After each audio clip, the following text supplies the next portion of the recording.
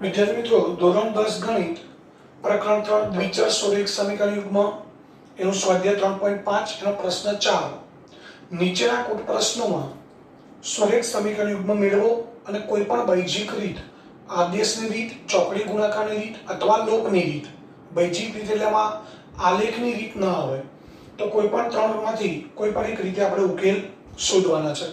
પહેલો પ્રશ્ન છે મિત્રો, તમારી સામે રકમ છે. એક હોસ્ટેલના વિદ્યાર્થીઓનું ભોજન ખર્ચ અંશતઃ અચળ અને અંશતઃ વિદ્યાર્થીઓએ જેટલા દિવસ ભોજન લીધું હોય તે દિવસોની સંખ્યાના પ્રમાણમાં હોય છે. વિદ્યાર્થી એ 20 દિવસ ભોજન લે છે અને તેનું ભોજન ખર્ચ ₹1000 ચૂકવે છે. વિદ્યાર્થી બી 26 દિવસ ભોજન લે છે અને તેનું ભોજન ખર્ચ ₹1180 ચૂકવે છે. તો નિશ્ચિત દૈનિક ખર્ચ અને દૈનિક ભોજન ખર્ચ શોધો. મિત્રો, અહીંયા રકમમાં છેલ્લી લાઈન છે એમાં ભૂલ છે. એમાં એવું લખ્યું છે કે તો નિશ્ચિત દૈનિક ખર્ચ, આવું લખેલું છે.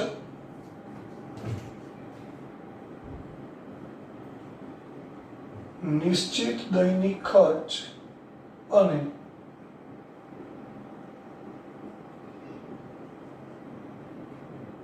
દૈનિક ભોજન ખર્ચ. પરંતુ મિત્રો, આ નિશ્ચિત દૈનિક ખર્ચ ના આવે, માસિક ખર્ચ આવે. દૈનિક એટલે રોજનો ખર્ચ. કેવી રીતે તમે સમજો મિત્રો? અહીંયા હોસ્ટેલનો જે ખર્ચ છે એ બે ભાગમાં વહેંચાયેલો છે. એક નિશ્ચિત માસિક ખર્ચ અને પ્લસ દૈનિક ભોજન ખર્ચ. મિત્રો, એક ઉદાહરણ તરીકે લઈએ કે ધારો કે નિશ્ચિત માસિક ખર્ચ એનો મતલબ મિત્રો તમને યાદ હશે કે આ ખર્ચ છે અચળ હોય.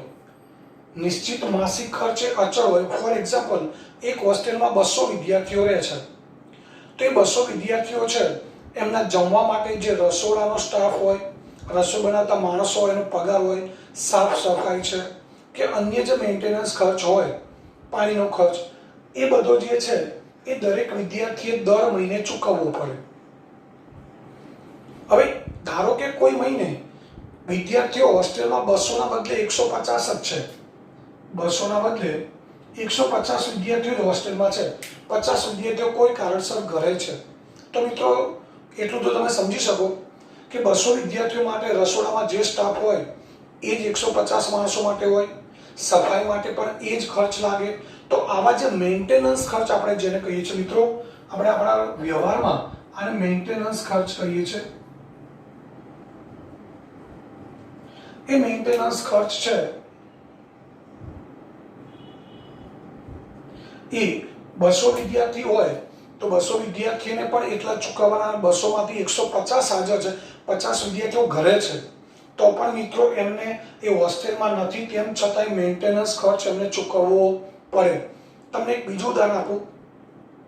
આપણે સોસાયટીમાં દર મહિને બિલ આવતું હોય છે. કદાચ કોઈને ધ્યાનમાં હોય અને ના ધ્યાનમાં હોય તો પપ્પાને પૂછજો કે સોસાયટીનું જે ખર્ચ આવે છે, દર મહિને બિલ આવે, એમાં બે ભાગ હોય. એક મેન્ટેનન્સ ખર્ચ હોય. એ મેન્ટેનન્સ ખર્ચમાં કયો ખર્ચ હોય?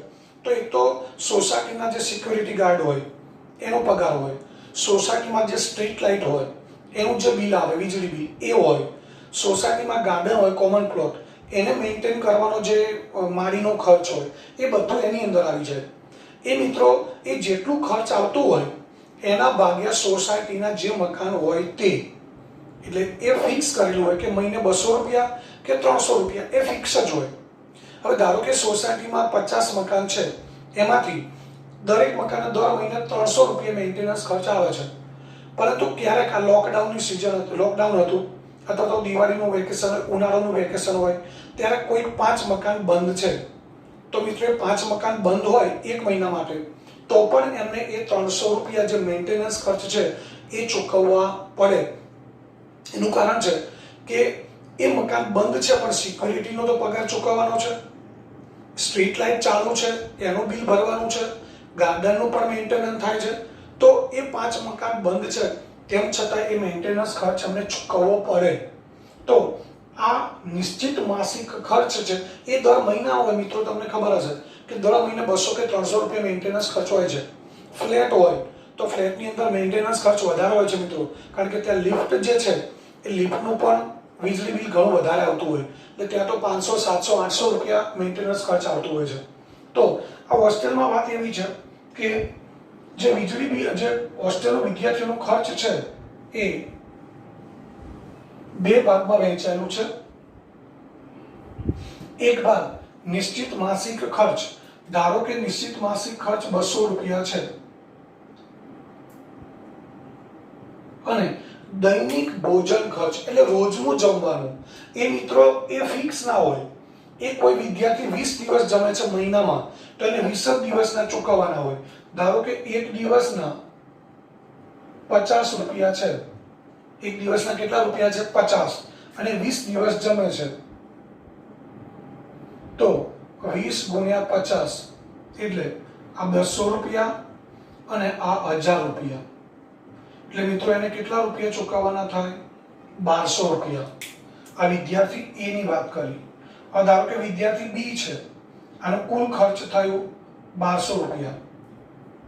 હવે વિદ્યાર્થી બી ની વાત કરીએ તો એને 200 રૂપિયા તો ચૂકવવાના જ છે, પ્લસ એ 26 દિવસ ભોજન લે છે.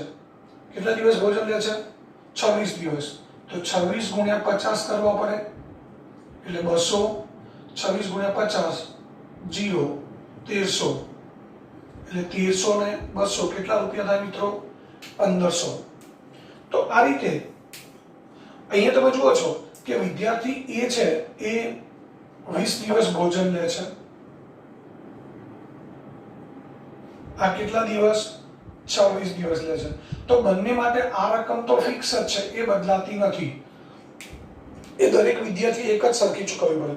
પરંતુ જે ભોજન ખર્ચ છે એટલે વિદ્યાર્થી 20 દિવસ જમે તો 20 દિવસના જ ચૂકવવાના છે.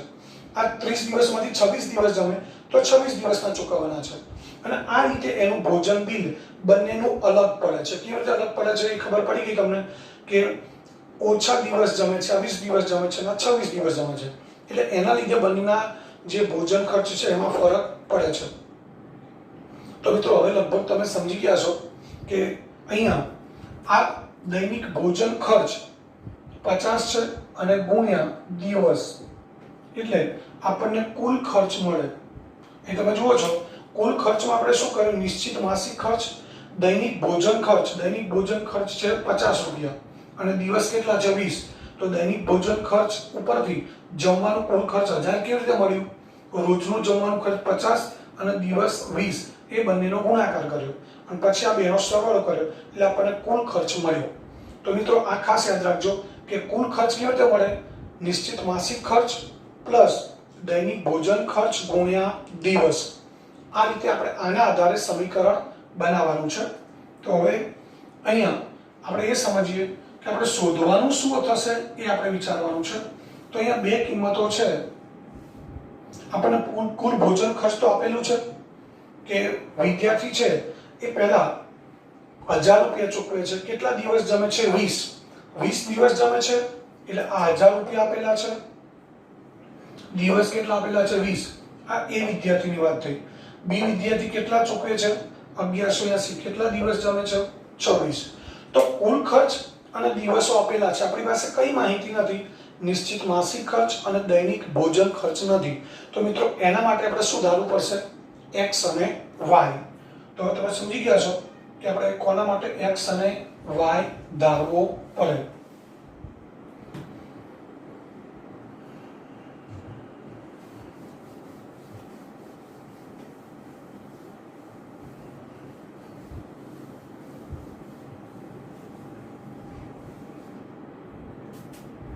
તો મિત્રો અહીંયા ધારી લઈએ, ધારો કે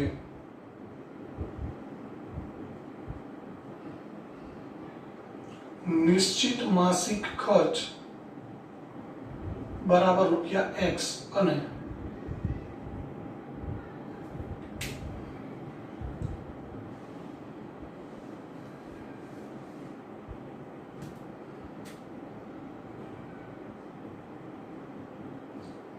નિશ્ચિત માસિક ખર્ચ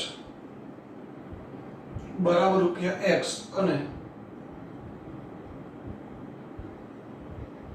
દૈનિક ભોજન ખર્ચ બરાબર રૂપિયા વાય. હવે મિત્રો વિદ્યાર્થી એ કેટલા દિવસ ભોજન લે છે? 20 દિવસ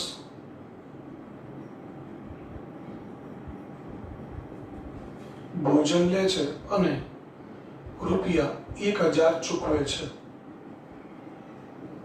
તો મિત્રો આપણે કુલ ખર્ચ બરાબર હમણાં શું લખી દઉં?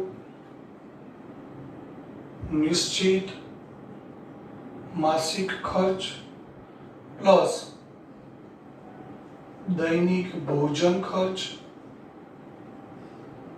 અને ગુણ્યા દિવસ. તો કુલ ખર્ચ કેટલું છે મિત્રો? 1000, નિશ્ચિત માસિક ખર્ચ x, દૈનિક ભોજન ખર્ચ y અને દિવસ છે 20. તો હવે સમીકરણ બની ગયું x પ્લસ 20y બરાબર 1000.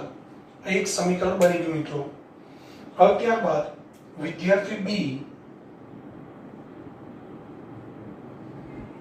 26 દિવસ ભોજન લે છે અને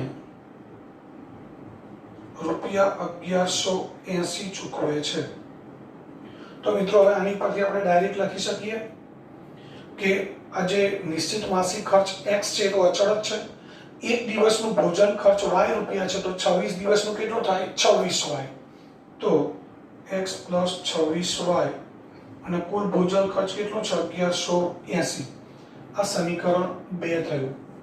મિત્રો સમીકરણ 1 અને 2 ને આપણે લોપની રીતે ઉકેલવા છે તો બાદબાકી કરી દઈએ, કારણ કે બંનેમાં x નો સહગુણક સરખો છે અને x વાળા પદો પ્લસ છે.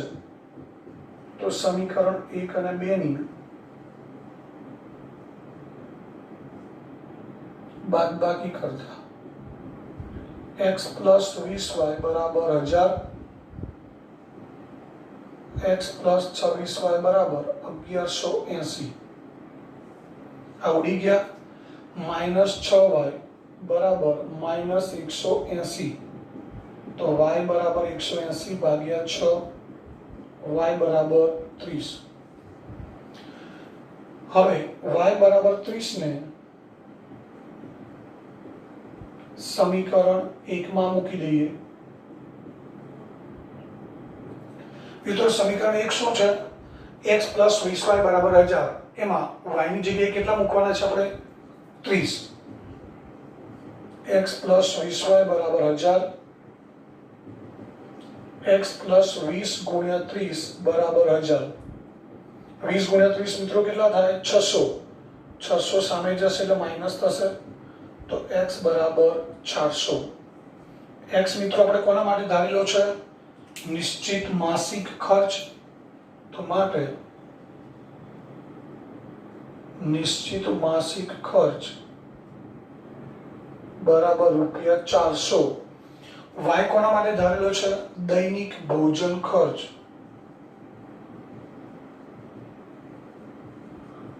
દૈનિક ભોજન ખર્ચ રૂપિયા 30. એટલે એક દિવસનું જમવાનું ખર્ચ 30 રૂપિયા છે. હવે તમને મિત્રો જવાબ સરખામણી કરીને સમજાવો. વિદ્યાર્થીએ કેટલા દિવસ ભોજન લે છે? 20 દિવસ. એક દિવસના કેટલા રૂપિયા છે? 30. 20 ગુણ્યા 30 કરો 600 થાય એટલે 600. અને નિશ્ચિત માસિક ખર્ચ કેટલું છે? 400. 600 પ્લસ 400 1000 રૂપિયા થઈ ગયા. મિત્રો રકમ ચોપડી પ્રમાણે જોવા જઈએ, જો આને આપણે નિશ્ચિત દૈનિક ખર્ચ ગણીએ, મિત્રો ધ્યાનથી સમજો, તો એક દિવસનો મેન્ટેનન્સ ખર્ચ 400 રૂપિયા હોય એ શક્ય છે? એ તમને સમજાવવાની જરૂર નથી, તમે પણ સમજી શકો. એક દિવસનો મેન્ટેનન્સ ખર્ચ 400 રૂપિયા હોય તો 30 દિવસનો મેન્ટેનન્સ ખર્ચ મિત્રો એક વિદ્યાર્થીનો 12000 રૂપિયા થાય. આપણે મહિનાના 30 દિવસ ગણીએ તો મેન્ટેનન્સ ખર્ચ 12000 રૂપિયા થાય. એ શક્ય નથી. એટલે રકમમાં આટલું આપણે સુધારવાનું છે. નિશ્ચિત દૈનિક ખર્ચના બદલે નિશ્ચિત માસિક ખર્ચ કરવાનો છે. તો આ રીતે અહીંયા પ્રશ્ન 1 પૂરો થયો. હવે ત્યારબાદ પ્રશ્ન 2 જોઈએ.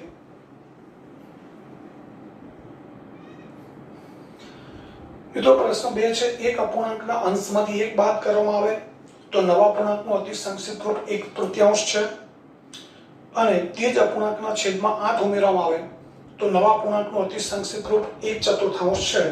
તો તે અપૂર્ણાંક શોધો. તો મિત્રો અહીંયા આપણે ધારી લઈએ છે ધારો કે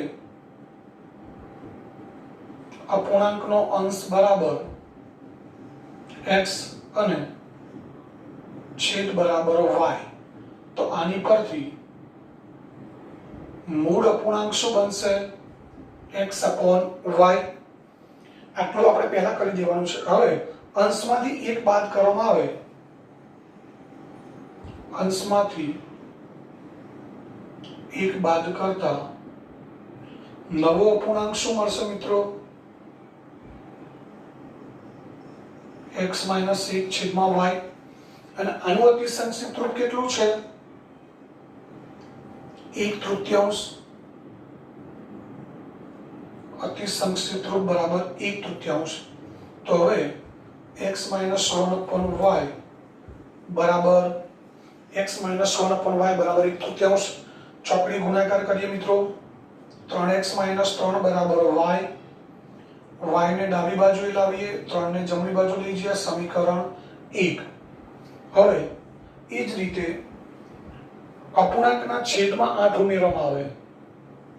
છેદમાં 8 ઉમેરતા મિત્રો છેદમાં જ 8 ઉમેરવાના છે, અંશમાં કંઈ કરવાનું નથી. તો નવો અપૂર્ણાંક શું બનશે? x upon y plus 8 અને એનું અતિ સંક્ષિપ્ત રૂપ કેટલું છે મિત્રો? 1/4. તો એના બરાબર આપણે શું લખી શકીએ? 1/4 x upon y plus 8 બરાબર 1/4. ચોકડી ગુણાકાર કરીએ. 4x બરાબર y plus 8, y ડાબી બાજુએ લાવીએ, 4x - y બરાબર 8. હવે આ બંને સમીકરણ છે મિત્રો, એને લોપની રીતે ઉકેલવાના છે. તો અહીંયા y નો સહગુણક 1 છે, અહીંયા 1 છે, બંને જગ્યાએ y વાળા પદો માઈનસ છે. તો સમીકરણ 1 અને 2 નું શું કરવું પડશે? બાદબાકી કરવાની.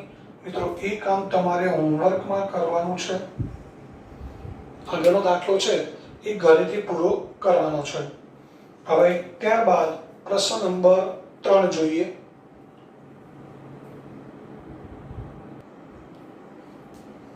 મિત્રો ત્યારબાદ પ્રશ્ન નંબર 3 છે. યશને એક કસોટીમાં 40 ગુણ મળ્યા. હવે એને જે જવાબ લખ્યા હતા એમાં જેટલા જવાબ સાચા હતા એ પ્રત્યેક સાચા ગુણના 3 ગુણ મળે છે, અને જે ખોટા જવાબ હોય એનો 1 ગુણ માઈનસ થાય છે, કપાય છે.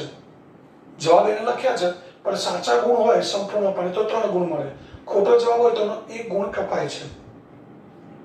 હવે એના બદલે મિત્રો ધ્યાન આપજો, યશનું જ પેપર છે, પરંતુ જો સાચા જવાબને 4 ગુણ આપ્યા હોત, આ સાચા જવાબના 3 ગુણ છે એના બદલે 4 ગુણ આપ્યા હોય, અને ખોટા જવાબના 2 ગુણ કપ્યા હોય, તો યશને 50 ગુણ મળ્યા હોત. 40 ના બદલે કેટલા ગુણ મળ્યા હોત? 50. તો આ કસોટીમાં કેટલા પ્રશ્નો હતા એ આપણે શોધવાનું છે. મિત્રો એનો મતલબ એ થયો કે જે પેપર લખ્યું છે એ પેપરમાં કુલ પ્રશ્નો કેટલા હતા એ આપણે શોધવાનું છે. મિત્રો કુલ પ્રશ્નોની અંદર સાચા જવાબવાળા પ્રશ્નો અને ખોટા જવાબવાળા બંને પ્રશ્નો આવી જાય. તો અહીં આપણે ધારીશું કોના માટે એ સૌથી મહત્વનું છે. આ દાખલામાં આપણને પૂછ્યું છે કસોટીમાં કેટલા પ્રશ્નો હતા, તો કુલ પ્રશ્નો આપણે નથી ધારવાના મિત્રો. ધારવાના છે કયા? સાચા જવાબવાળા પ્રશ્નો અને ખોટા જવાબવાળા પ્રશ્નો ધારવાના છે. તો ધારી લઈએ, ધારો કે સાચા જવાબવાળા પ્રશ્નોની સંખ્યા બરાબર x અને ખોટા જવાબવાળા પ્રશ્નોની સંખ્યા બરાબર y. મિત્રો આપણે એક ઉદાહરણ લઈએ. ધારો કે સાચા જવાબવાળા 15 પ્રશ્નો છે. ફોર એક્ઝામ્પલ, સાચા જવાબવાળા કેટલા પ્રશ્નો છે? 15. ખોટા જવાબવાળા કેટલા પ્રશ્નો છે? 5. હવે સાચા જવાબના કેટલા ગુણ મળ્યા છે? 3. તો ગુણ્યા 3 કરો એટલે 45 ગુણ થયા. ખોટા જવાબના કેટલા ગુણ કપાય છે? 1 કપાય છે, તો કેટલા થયા? 5. હવે એને જે સાચા જવાબ હતા એના તો 45 ગુણ મળ્યા, પણ સામે 5 ખોટા જવાબ હતા, એમાં દરેકનો 1 ગુણ કપાયો, એટલે એને ટોટલ કેટલા ગુણ મળ્યા મિત્રો? 40. તો આપણે એ સમજવાનું છે કે સમીકરણ કેવી રીતે બનાવવાનું. તો અહીંયા તમે જુઓ છો કે સાચા જવાબના કુલ ગુણ કેટલા થયા? 45 મને કેવી રીતે મળ્યા? તો પ્રશ્નોની સંખ્યા, આ પ્રશ્નો છે અને આ દરેક પ્રશ્નના ગુણ છે. તો આ 40 ગુણ કેવી રીતે મળ્યા? સાચા જવાબવાળા પ્રશ્નોના કુલ ગુણ અને ખોટા જવાબવાળા પ્રશ્નોના કુલ ગુણ એ બંનેની આપણે બાદબાકી કરીએ એટલે મેળવેલા ગુણ મળે. તો અહીંયા સાચા પ્રશ્નો આપણે કેટલા લીધા હતા? 15. તો 15 ગુણ્યા 3 45 થયા. પણ અહીંયા સાચા જવાબવાળા પ્રશ્નો કેટલા છે મિત્રો? અહીંયા આપણે આવું લખી શકીએ,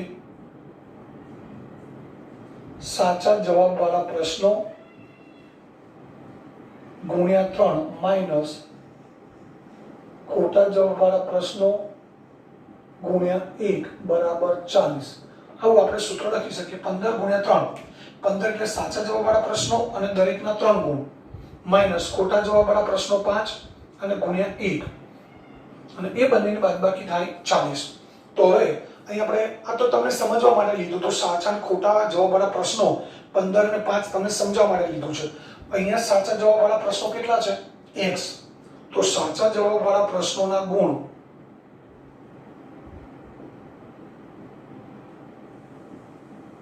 કુલ ગુણ કેટલા થાય મિત્રો? 3x. અહીંયા જેમ 3 ગુણ્યા 15 કર્યા એમ સાચા જવાબવાળા પ્રશ્નો છે x, તો 3x. એ જ રીતે ખોટા જવાબવાળા પ્રશ્નોના કુલ ગુણ કેટલા થાય? 1y એટલે y. હવે મેળવેલ ગુણ કેટલા છે? 40. તો મેળવેલ ગુણ એટલે શું? સાચા જવાબવાળા પ્રશ્નોના 3x ગુણ, ખોટા જવાબવાળા પ્રશ્નોના ગુણ y બાદ કરવા પડે. એ તમે જોજો, સાચા જવાબવાળા પ્રશ્નો છે x અને અહીંયા 3, ખોટા જવાબવાળા પ્રશ્નો 1 ગુણ્યા 1 બરાબર 40. એટલે સમીકરણ શું બની ગયું? 3x y બરાબર 40. આ સમીકરણ 1 બની ગયું. હવે મિત્રો આગળ જોઈએ.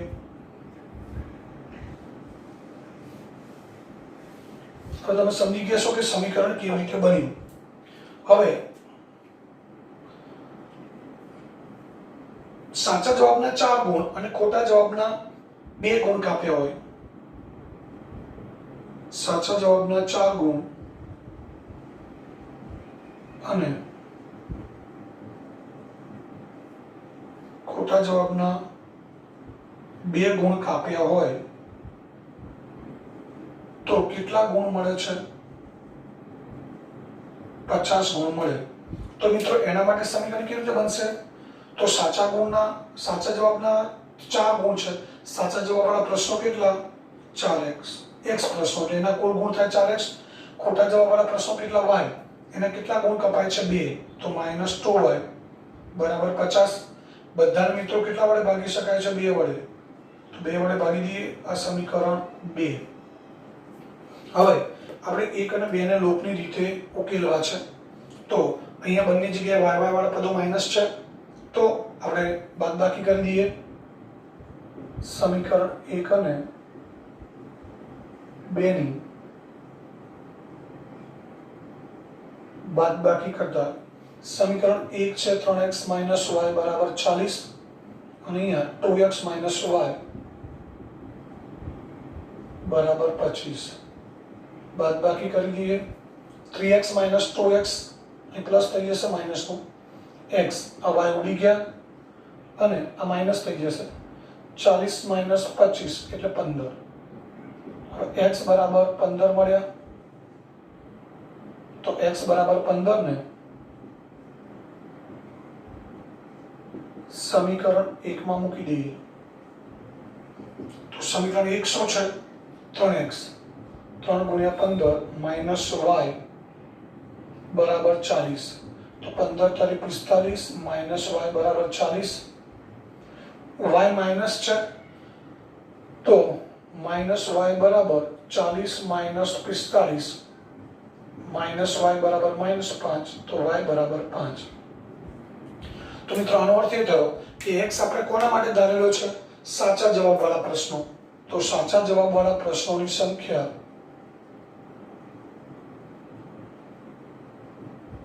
બરાબર 15 અને ખોટા જવાબવાળા પ્રશ્નોની સંખ્યા બરાબર 5. તો કુલ પ્રશ્નો કેટલા થયા મિત્રો? કુલ પ્રશ્નોની સંખ્યા બરાબર 20. એટલે કે કસોટીમાં કુલ કેટલા ગુણ હશે? કેટલા પ્રશ્નો હશે? 20 પ્રશ્નો હશે. તો આ રીતે અહીંયા ચોથા પ્રશ્નનો ત્રીજો પ્રશ્ન પૂરો થયો. હવે ત્યારબાદ આગળ જોઈએ પ્રશ્ન 4.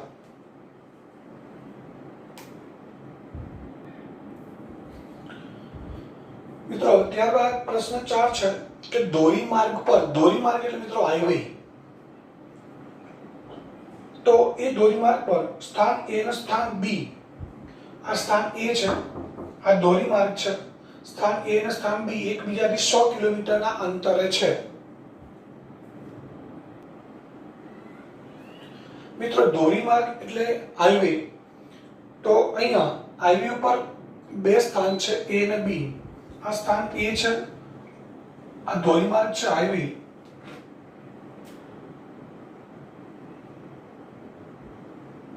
સ્થાન A અને સ્થાન B એ બંને વચ્ચેનું અંતર છે 100 કિલોમીટર. હવે એક ગાડી એ સ્થાનથી ઉપડે છે, બીજી ગાડી B સ્થાનથી ઉપડે છે. મિત્રો ધ્યાનથી સમજો, એક જ સાથે જે સમયે ગાડી એ સ્થાનથી ઉપડે છે એક ગાડી, એ જ સમયે બીજી ગાડી છે એ B સ્થાનથી ઉપડે છે. બંને એક જ દિશામાં અને એક ધારી ઝડપથી ચાલે છે. મિત્રો ધ્યાન આપજો, ગાડી એની જે ઝડપ છે એ બિંદુથી P બિંદુએ બંને ગાડીઓ મળે છે, ભેગી થાય છે, પરંતુ A થી P સુધી ગાડીની ઝડપ બદલાતી નથી. એ જ રીતે B સ્થાનથી જે ગાડી ઉપડે છે એની ઝડપ પણ બદલાતી નથી. એટલે મિત્રો આનો અર્થ એવો નહીં સમજતા કે બંને ગાડીની ઝડપ સરખી છે. બંને ગાડીની ઝડપ નથી, પણ એ ગાડી જ્યારે ઉપડે છે ત્યારે શરૂઆતમાં જે ઝડપ હોય છે એ જ ઝડપ જ્યારે બંને ગાડીઓ ભેગી થાય ત્યાં સુધી અચળ રહે છે. એ જ રીતે B ગાડી છે એ જ્યારથી ઉપડી ત્યારે એની જે ઝડપ હોય એ જ ઝડપ જ્યારે બંને ગાડીઓ મળે ત્યાં સુધી રહે છે. અને 5 કલાક બાદ બંને ગાડીઓ હાઈવે ઉપર મળે છે.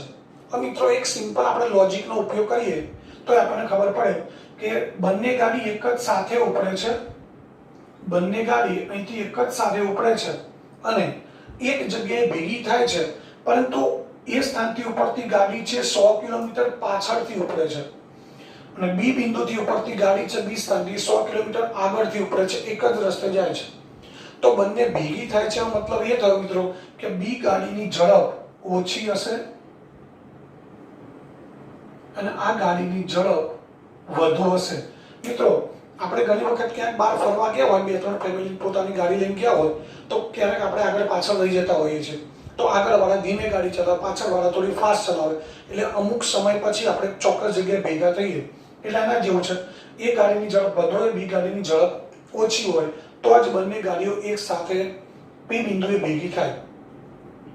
બંનેની ઝડપ સરખી હોય તો પણ બંને ભેગી થાય નહીં. એ ગાડીની ઝડપ વધુ હોય, B ગાડીની ઝડપ ઓછી હોય તો પણ ના ભેગી થાય. તો આટલું આપણે સમજી ગયા કે એ ગાડીની ઝડપ વધુ છે. તો આપણે બંને ગાડીઓની ઝડપ શોધવાની છે. તો એ ગાડીની ઝડપ આપણે ધારી લઈએ મિત્રો x કિલોમીટર પ્રતિ કલાક.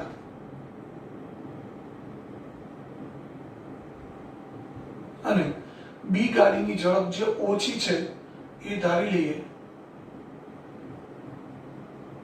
y કિલોમીટર પ્રતિ કલાક. તો લખી દઈએ, ધારો કે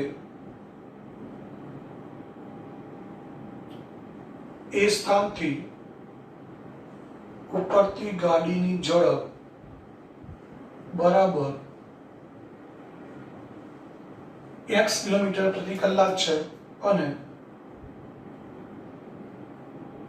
B સ્થાનથી ઉપરથી ગાડીની ઝડપ y કિલોમીટર પ્રતિ કલાક છે. હવે મિત્રો અહીંયા બંને ગાડીઓ 5 કલાક પછી ભેગી થાય છે. બંને ગાડીઓ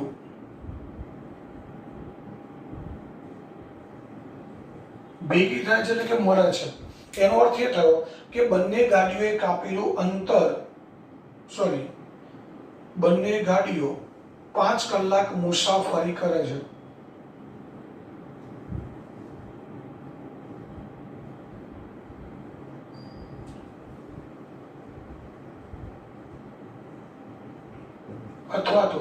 5 કલાક સુધી સતત ચાલે છે.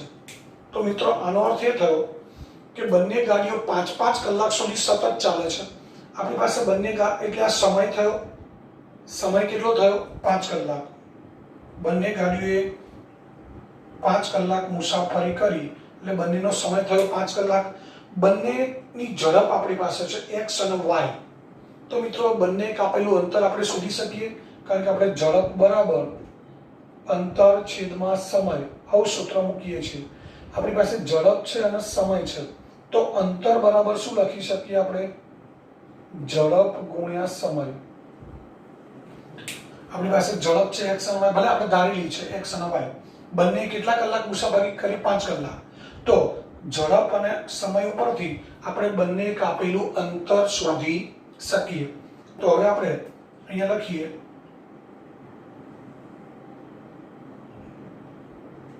ઝડપ, સમય અને અંતર. અંતર બરાબર શું લખીશું? ઝડપ ગુણ્યા સમય. મિત્રો અહીંયા આપણે એ સ્થાનથી ઉપરથી ગાડી છે એને ગાડી એ નામ આપીએ. એની ઝડપ કેટલી છે? x કિલોમીટર પ્રતિ કલાક. સમય કેટલો લાગ્યો? 5 કલાક. તો અંતર કેટલું થશે? ઝડપ ગુણ્યા સમય. ઝડપ છે x, સમય કેટલો લાગ્યો? 5 કલાક. એટલે શું થાય? 5x kilometre. અંતર મિત્રો કિલોમીટરમાં આવશે. ત્યારબાદ ગાડી B ની વાત કરીએ તો એની ઝડપ કેટલી છે? 5 કિલોમીટર, y કિલોમીટર પ્રતિ કલાક. એને પણ સમય કેટલો લીધો? 5 કલાક. તો એને કાપેલું અંતર કેટલું થાય? 5y kilometre. તો આપણી પાસે બંનેની ઝડપ હતી અને બંને લીધેલો સમય હતો. તેની પરથી બંને કાપેલું અંતર આપણે શોધી કાઢ્યું. હવે મિત્રો આપણે સમીકરણ બનાવવું છે. તો આપણી પાસે એ ગાડીએ કાપેલું અંતર 5x કિલોમીટર છે, બી ગાડીએ કાપેલું અંતર 5y કિલોમીટર છે. હવે તમે આકૃતિમાં જોઈ શકો છો બંને એ ગાડી અહીંયાથી P સુધી પહોંચે છે અને બી ગાડી B થી P સુધી પહોંચે છે. બંને જે કાપેલું અંતર છે એનો તફાવત કેટલો છે મિત્રો? 100 કિલોમીટર. તો એનો અર્થ એ થયો કે 5x અને 5y આ બંને અંતરનો તફાવત કેટલો થાય? 100. તો બંનેના અંતરનો તફાવત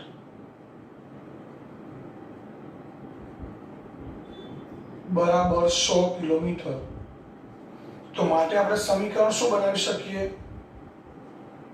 5x - 5y બરાબર 100.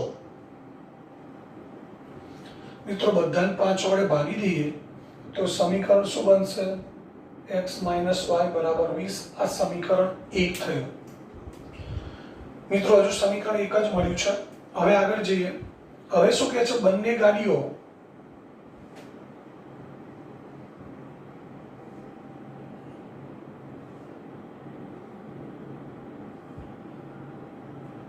આ બી સ્થાન ઉપર ગાડી છે. બંને ગાડીઓ સામ સામે ગતિ કરે છે અને અહીંયા કોઈક P બિંદુ છે. આ P બિંદુએ ભેગી થાય છે.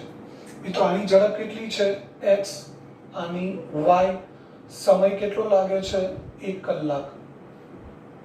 મિત્રો અહીંયા બંને એક દિશામાં આગળ તરફ ગતિ કરે છે. બંને એ ગાડી છે એ ડાબી બાજુથી જમણી બાજુ જાય, બી ગાડી જમણી બાજુથી ડાબી બાજુ જાય, એટલે સામ સામે આવે છે બંને ગાડીઓ. તો મિત્રો બંને P બિંદુ આગળ વચ્ચે ભેગી થાય છે. કેટલા સમય પછી? 1 કલાક પછી. તો હવે અહીંયા પણ આની જેમ જ કરવાનું છે કે અહીંયા સમય કેટલો લાગ્યો? 1 કલાક. બંનેની ઝડપ આપણી પાસે છે x અને y. તો બંનેની ઝડપ છે, બંનેનો સમય છે, તો આપણે અંતર શોધી શકીએ. અહીંયા લખી દઈએ ઝડપ, સમય અને અહીંયા અંતર. તો હવે આપણે લઈએ એ ગાડી પહેલા. ઝડપ કેટલી છે? x કિલોમીટર પ્રતિ કલાક. સમય કેટલો લાગ્યો? 1 કલાક. તો અંતર એટલે શું? ઝડપ ગુણ્યા સમય. x ગુણ્યા n. 1 એટલે કેટલા થાય? x kilometre. ત્યારબાદ બી ગાડી લઈએ. એની ઝડપ કેટલી છે? y કિલોમીટર પ્રતિ કલાક. સમય કેટલો લીધો? 1 કલાક. તો y ગુણ્યા 1 એટલે કેટલા કિલોમીટર અંતર થયું? y kilometre. મિત્રો અહીંયા બંને ગાડી એક જ દિશામાં ગતિ કરે છે એટલે બંને કાપેલું જે અંતર છે એનો તફાવત આપણને 100 કિલોમીટર મળ્યો. અહીંયા બંને ગાડી સામ સામે ગતિ કરે છે એટલે એનો અર્થ એ થયો ગાડી A થી P સુધી પહોંચે અને ગાડી B થી P સુધી પહોંચે તો બંને વચ્ચેનું કુલ અંતર કેટલું છે? તો આ અંતર છે 100 કિલોમીટર. એટલે એનો અર્થ એ થયો કે બંને કાપેલું જે અંતર છે એ અંતરનો સરવાળો અહીંયા 100 કિલોમીટર થશે. અહીંયા તફાવત 100 કિલોમીટર હતો, અહીંયા કુલ અંતર 100 કિલોમીટર થશે. તો કુલ અંતર બરાબર 100 કિલોમીટર. તો માટે સમીકરણ શું બનશે? x + y બરાબર 100. આ સમીકરણ 2. હવે 1 અને 2 નો આપણે લોકની રીતે ઉકેલ શોધવો છે. આ y માઈનસ છે, આ y પ્લસ છે. તો ડાયરેક્ટ સમીકરણનો 1 અને 2 નો સરવાળો કરી દઈએ. સરવાળો કરીએ તો શું થશે? x - y બરાબર 20, x + y બરાબર 100. હવે ઉડી ગયા. 2x બરાબર 120 તો x બરાબર 60. હવે x બરાબર 60 ને સમીકરણ 1 માં મૂકી દઈએ તો 60 - y બરાબર 20. y જમણી બાજુ લઈ જઈએ. 60 - 20 બરાબર y. તો y બરાબર 40.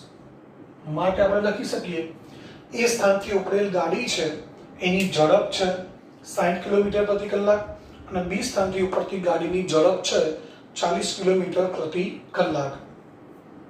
તો મિત્રો આ દાખલો થોડો આપણે પ્રેક્ટિકલ બની અને રકમ જો સમજવાનો પ્રયત્ન કરીએ તો જ ગણી શકીએ. એટલે બરાબર ધ્યાનથી સમજો. આ આકૃતિ દોરી આવી રીતે સમજવા માટે દોરવાની છે. એ દોરી અને પછી દાખલો ગણવાનો છે. હવે ત્યારબાદ પ્રશ્ન 4 છે એનો પ્રશ્ન 5 હવે જોઈએ.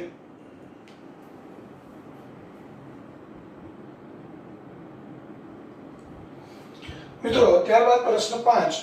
એક લંબચોરસની લંબાઈમાં 5 એકમ ઘટાડો થાય. એક લંબચોરસ છે, લંબાઈ 5 એકમ ઘટે અને પહોળાઈ 3 એકમ વધે તો લંબચોરસનું ક્ષેત્રફળ 9 ચોરસ એકમ જેટલું ઘટે છે. મિત્રો આવો કોઈ લંબચોરસ છે.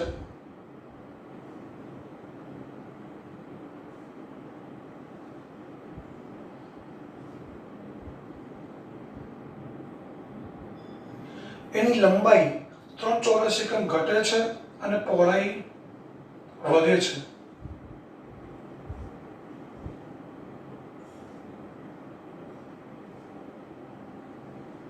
એટલે પહોળાઈ વધે છે, લંબાઈ ઘટે છે. તો લંબચોરસનો આકાર મિત્રો આવી રીતનો થઈ જાય. તો ક્ષેત્રફળ આ બંનેનો આકાર બદલાઈ ગયો છે, માપ પણ બદલાઈ ગયા છે, એટલે ક્ષેત્રફળ પર ફરક પડે. આના કરતા આ લંબચોરસનું ક્ષેત્રફળ 9 ચોરસ એકમ જેટલું ઘટે છે. જો આપણે લંબાઈ 3 એકમ વધારીએ, આ લંબાઈ 3 એકમ વધારીએ અને પહોળાઈ 2 એકમ વધારીએ, લંબાઈ 3 એકમ વધારીએ પહોળાઈ પણ 2 એકમ વધારીએ તો ક્ષેત્રફળ 67 ચોરસ એકમ વધે છે. મિત્રો લંબાઈ પણ વધે છે, પહોળાઈ પણ વધે છે, એટલે લંબચોરસ આના કરતા મોટો બનવાનો, તો ક્ષેત્રફળ પણ વધવાનું. તો લંબચોરસના પરિમાણ શોધો, એટલે લંબચોરસની લંબાઈ અને પહોળાઈ શોધો. એટલે મિત્રો આ લંબાઈ લઈએ x, પહોળાઈ y. હવે આપણે લંબાઈ ઘટાડીને કેટલી કરી? 3 ચોરસ એકમ ઘટે છે, સોરી 5, એટલે x - 5 થાય અને પહોળાઈ વધીને કેટલી થાય છે? 3 એકમ વધે છે, તો પહોળાઈ કેટલી થશે? y + 5. હવે ક્ષેત્રફળમાં શું ફેરફાર થાય એ જોઈએ આપણે.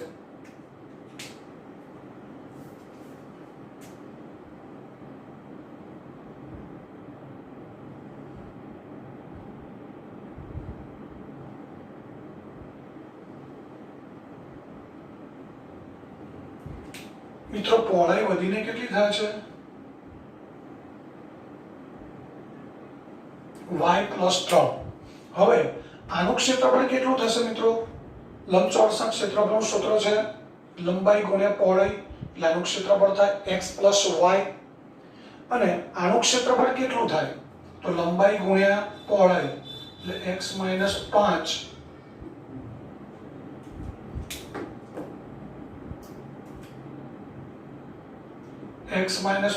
× y + 3. આ એનું ક્ષેત્રફળ થયું અને આનું ક્ષેત્રફળ xy થયું. મિત્રો સમજવા માટે બધું કર્યું છે. તો આપણે શું ધારવાનું છે તમે સમજી ગયા હશો કે ધારો કે લંબચોરસની લંબાઈ બરાબર x મીટર, x એકમ, અહીંયા મીટર નથી આપ્યું, અને પહોળાઈ લઈએ y એકમ, પહોળાઈ બરાબર y એકમ. મિત્રો હવેનું ખાસ ધ્યાન રાખવાનું છે કે લંબાઈ ને પહોળાઈ ધારી લીધા પછી આપણે ક્ષેત્રફળનું સૂત્ર મૂકવું પડે. લંબચોરસનું ક્ષેત્રફળ બરાબર સૂત્ર છે લંબાઈ ગુણ્યા પહોળાઈ. માટે લંબચોરસનું ક્ષેત્રફળ મળશે આપણને xy. આ ખાસ યાદ રાખવાનું છે. એનું કારણ છે મિત્રો કે લંબાઈ પહોળાઈમાં ફેરફાર થાય છે તો ક્ષેત્રફળમાં પણ ફેરફાર થાય છે. એટલે આપણે ક્ષેત્રફળને પણ ધ્યાનમાં લેવાનું છે. એટલે ક્ષેત્રફળ પહેલા શોધી કાઢવું પડે. હવે લંબાઈ 5 એકમ ઘટાડી અને પહોળાઈ 3 એકમ વધારતા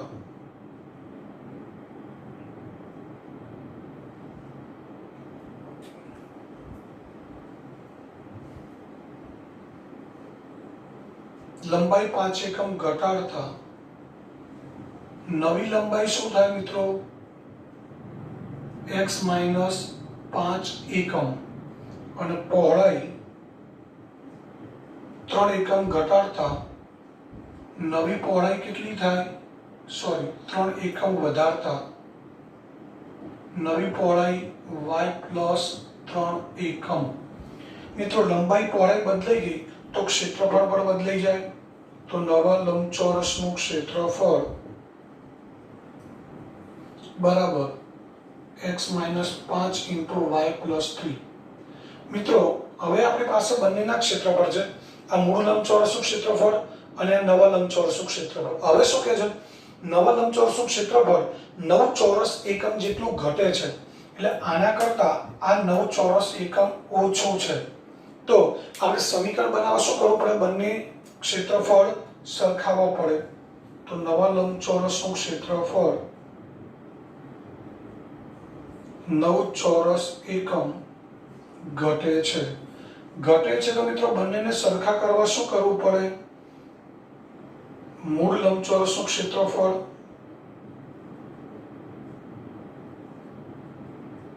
બરાબર નવા લંબચોરસનું ક્ષેત્રફળ.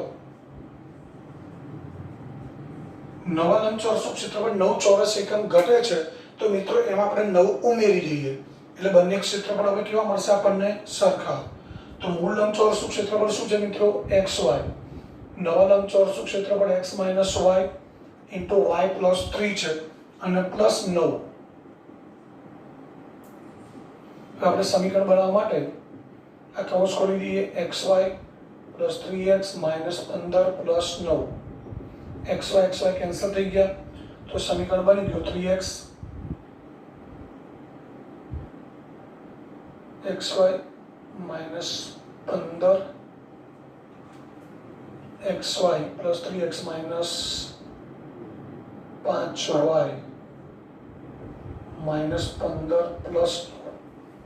મિત્રો કૌંસ કરી x નો y સાથે ગુણાકાર કરી xy x ગુણ્યા 3 3x 5 ગુણ્યા y 5y 5 તરી 15.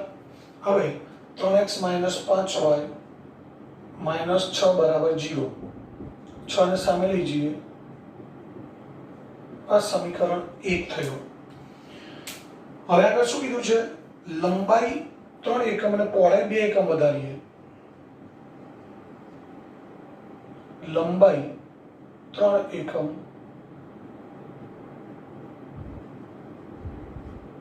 અને પહોળાઈ 2 એકમ વધારતા નવી લંબાઈ શું થશે મિત્રો?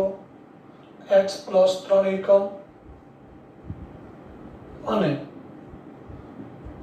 નવી પહોળાઈ કેટલી થશે? y પ્લસ 2 એકમ.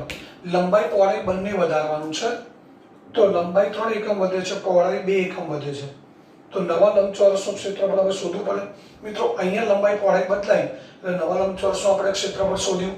અહીંયા પણ લંબાઈ પહોળાઈ બદલાઈ તો નવા લંબચોરસનું ક્ષેત્રફળ બરાબર x + 3 ગુણ્યા y + 2. હવે નવા લંબચોરસનું ક્ષેત્રફળ 67 ચોરસ એકમ વધે છે. મિત્રો હવે આ ક્ષેત્રફળ ભૂલી જવાનું, આપણે આની સાથે સરખામણી કરવાની છે. આ મૂળ લંબચોરસ હતો એના કરતા આ ક્ષેત્રફળ 67 ચોરસ એકમ વધી ગયું, એટલે કે આ વધુ છે અને આ ઓછું છે. તો આપણે સરખા કરવા શું કરવું પડે? ઓછું હોય એમાં ઉમેરવા પડે. તો મૂળ લંબચોરસનું ક્ષેત્રફળ +67 બરાબર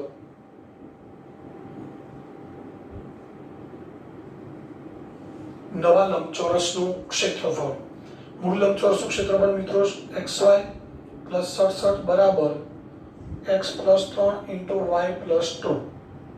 તો હવે xy +67 બરાબર xy + 2x + 3y + 6.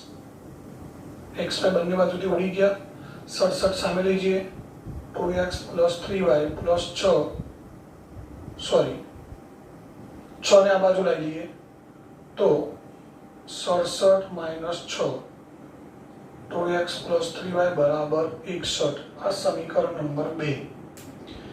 તો મિત્રો સમીકરણ 1 અને 2 તમારી સામે છે. હવે એનો લોપની રીતે ઉકેલ તમારે તમારી જાતે શોધવાનો છે. તમને હિન્ટ આપી દઉં છું, અહીં 3 છે અને અહીંયા 2 છે. તો સમીકરણ 1 ને 2 વડે ગુણો, સમીકરણ 2 ને 3 વડે ગુણો અને પછી સમીકરણ 1 અને 2 ની બાદબાકી કરીએ એટલે આપણને y ની કિંમત મળે. અને y ની કિંમત સમીકરણ 1 કે 2 માં મૂકીએ એટલે આપણને x મળે, એટલે કે લંબચોરસની લંબાઈ અને પહોળાઈ મળી જાય. તો આ રીતે મિત્રો અહીંયા ચોકડી ગુણાકારની રીતો આપણે જોઈ ગયા સ્વાધ્યાયની અંદર. ઉપરાંત કેટલાક કુટ પ્રશ્નો છે, આવા કુટ પ્રશ્નો જેની અંદર આપણે લોપની રીતે ઉકેલ શોધ્યો છે એ પણ અહીંયા પૂરા થયા. મિત્રો એક સ્વાધ્યાય 3.6 બાકી છે, એ ત્યાર પછી આવતા વિડીયોમાં જોઈશું. તો અહીંયા 3.5 પૂરો થયો.